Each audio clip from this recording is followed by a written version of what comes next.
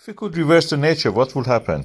I have a video for you about this. This is a Anak Krakatoa or baby Krakatoa recent eruption.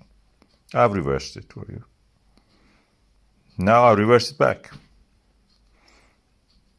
And I'll let it go back again. The next one is interesting. Fagradalsfjall volcano. Very gentle eruption, but I will speed it up. Reversed. All the lava is going back. Now it's boiling out again. And let's take it back. And when it was very small, Fagradalsfjall was like this. It's like a baby making bubbles.